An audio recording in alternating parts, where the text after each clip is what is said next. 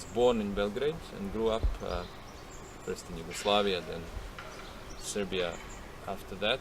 I came here at the age of 25, and I've been in London ever since, which is now 17 years.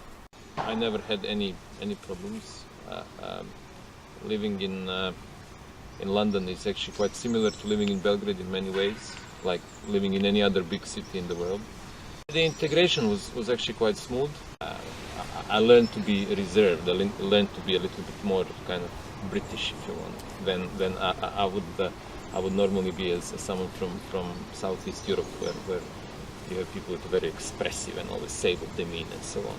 So after a few years, you learn that you don't have to say what actually you mean every single time. In general, what I found here is that very often Eastern Europe is seen as one big entity, one large country. Serbia is much more extreme, so you have extreme joy and extreme sadness.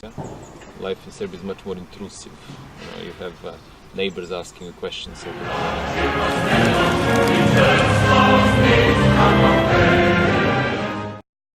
It's not a tolerant place to live at all. I mean, in Serbia, if you're different in any way, you're going to have a hard time.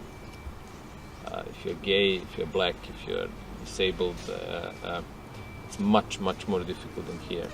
What I found here, what I always liked, is the tolerance and the kind of live and let live. And I'm not sure, I don't know, I don't live there, but what I'm hearing is I don't know whether society is doing enough to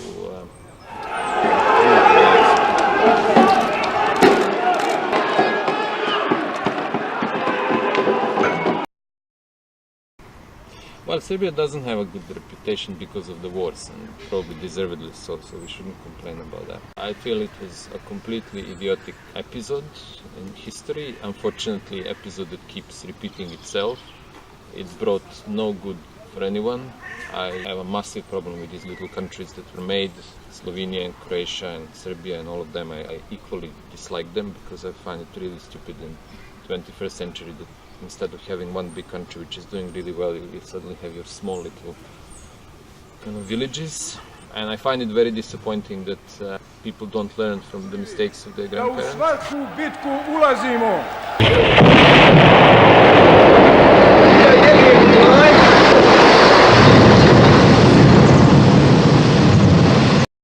My grandfather died in one war, and I have no intention of following him, but what the problem is in Serbia and Croatia and Bosnia is that every generation suffers, and in a very interesting way they don't learn from the previous generation, they just want to suffer even more. And here's another man coming up who has found something this week in training, Ladislav Luhov from Czechoslovakia.